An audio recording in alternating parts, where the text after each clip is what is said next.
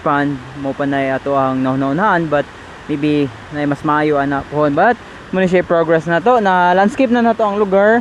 So grass na lang jud siya, and i-maximize ni siya atong limpyuhan tas grass. So ang plano nako diha is glamping tent, kay muna ato ang future plan jud nga i-implement. Kaya na-observe na ko ang market sa campsite is ang mga campers is seasonal siya, tapos need good nato siyang pangitaag paagi kung asa ta maka income. So ang next na tong gitrabaho is kanidere. Basically himuan na to siya function hall, kani atong i-organize ang mga bato para ang mga bato diha is nindot siya tan-awon, kay di mo siya bahig. So need ra nato ng bahigon para mas nindot pa siya tan-awon. At the same time magamit nato ang lugar. So nanay mga kahoy patsada na kayo sa tan-awon, ato na siya lang i-trim. So muna siya gitrabaho na to kanina. Basically kan dito dagko kay mga bato jud. So struggle kay tagamay ani kay nga batuha pinakadugay jud nato ni siya gikuan, kay hands on lang man nato. So kita lang mismo ang nangusog ato lahat na nagamit og mga heavy equipment. So mao ang process is medyo dugay. So mo ni siya ato ni siyang i-landscape, at least wala ko kabalo kung asa siya kuto, but at least kana mapatag na ni siya dire, malugar na ning area. Nunid ng kinahanglang patasan, importante magamit lang jud ni siya nato kana dira dapit nga area. So mo ni siya atubangan, kay ganahan kay kung mo build diri payag nga mag-atubang ra didto sa ubos. So ana lang ang view. So nag-order na ta og sinibit, kawayan na nasad kawayan diri, ang pagpagama na lang jud ang kulang. So muna plano na to dire, and ganahan ko nga ang gamo na tong payag is dako-dako nga kanang maigo ang glamping sa sa tunga or sa sulod, basta pangitaan na to nagpaagi. So kanina last na to nga i-landscape para mabuo na ni siya, and then I think balik na ta sa vlog, mag-create na ta og kumbaga content. So mura gud ni need na to na tiwason. So pag ma-okay na ni siya, proceed na ta sa atong content, no, kay mugunay ato top priority. So mao na siya, may pagkaon dire dami po na siya nga pagkapagkaon, at na siyang kanon kay watay snacks. So last na ni siya nga area nga nakita na ako nga kinahanglan sa landscape nga makaya na to. No, not totally last, kaya diri sa atubangan pakita ta mo ninyo, kinahanglan pa rin nato nga landscape dire. Before to dito kani dire actually nitag tabang, kay kani nga area ato na siya patagon.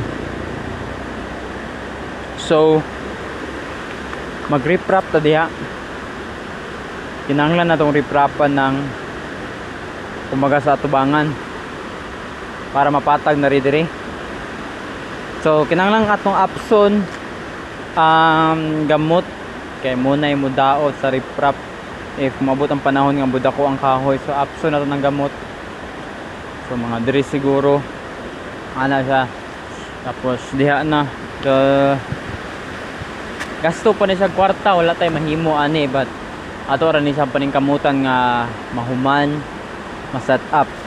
So muni last kato dito, kaya pa na nato tong hinahinayan pag natay extra time nga wala kayo tay gikuan. Tapos ang next project nato human ani nga maximizing sa lugar, human ani ato siyang nayog trabaho tong flowing water nato dito, which is magama tag waterfalls, and magdugang tag mga fern. Kinahanglan kayo ang fern, kay pila ra man ni 1 2 3 4 5 6 gamay ra kayo ang lukdo jud, and ganahan ko nga mas dagan ang lukdo kay mas nindot sa tan-awon pag mulantaw ka sa taas. So muni atong gitrabaho karon, dugay kayo ang proseso kay hands on man siya nato. So diri na ta ini nga part unto na siyang i-landscape, asing tagang pa mga bato diha. So ato ibutang ra diri, and Gamay naman na may dugang ari oh. Siguro kanira ato i-level. Kaya siya. Dagan pa kayong yuta nga pwede na ito matambak. Mga bato. Pwede na ito matambak. So, medyo dugay jud. Kamay yung sakripisyo para lang mahumani nga project. So, there's nothing we could do about it. Kaya ito man yung negosyo. Natay kasosyo pero di na ito isalig nila. Ito ang nabuhat na to ang atong inani nga mga plano. O, nang ibang diha, sunod na ato nang buhaton sunod. Masyada ang lugar wala yung mga kahoy, so muna yung pinakakanindot apart kay daghan kayo sa mga kahoy. Alright, magandang hapon sa lahat. Magandang hapon. So 2026 na. January 1 ngayon. Andito tayo ulit sa campsite. So kanina pumunta tayo dun sa simbahan.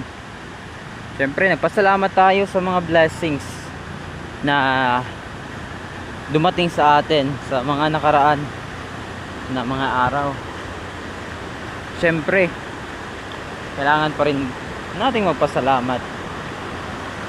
So ang mga nangyari sa mga nakaraan or in the previous year 2025,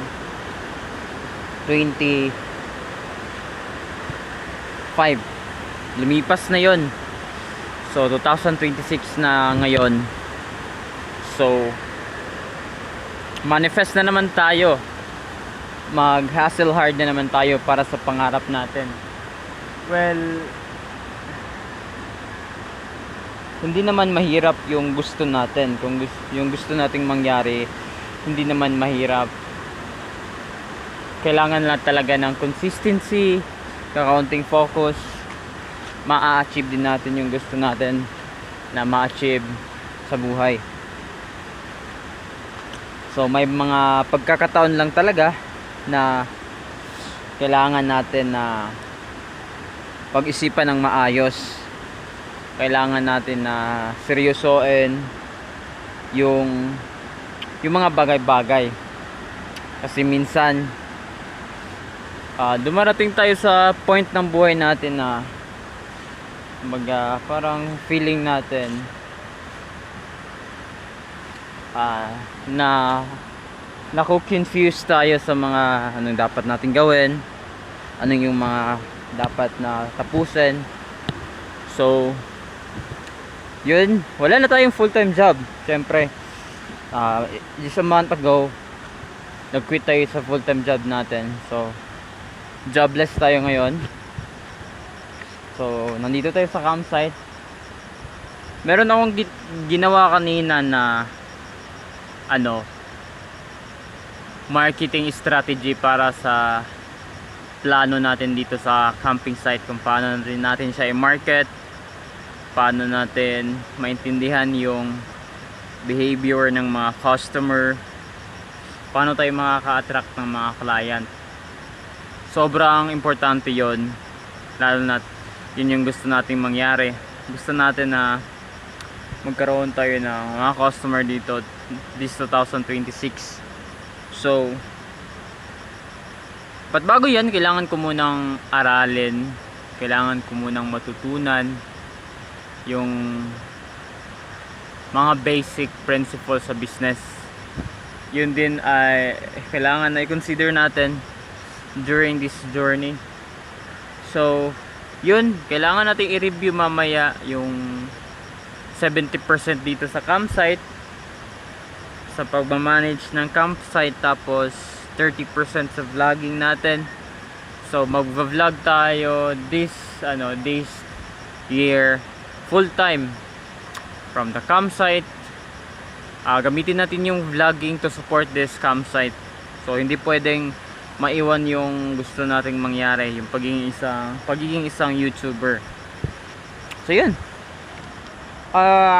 Tsaka nga pala, meron akong gustong parang gusto kong pumasok, gusto kong makaranas ng in a relationship this kumbaga this year. So I was talking to a woman na gusto ko rin. Maganda siya, may siya, meron siyang magandang mindset.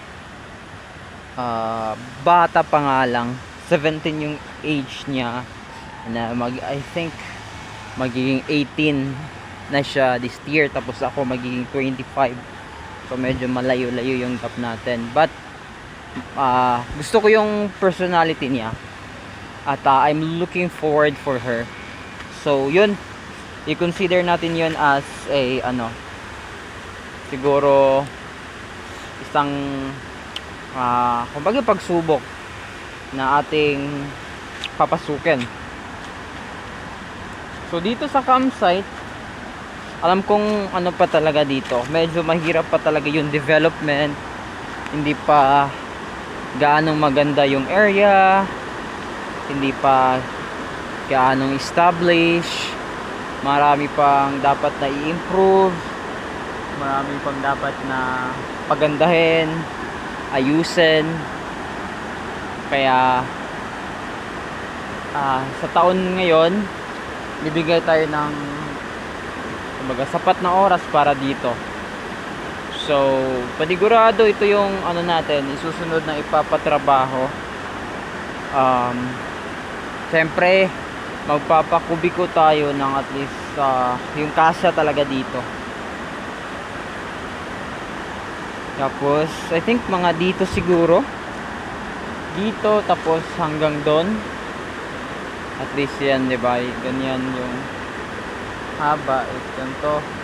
Tapos dito rin, hindi ko alam kung ilan, pero magiging marami to, malaki-laki yung space, at kailangan natin is maximize to. Ito na yung I think panghuli, tapos dyan sa ibaba.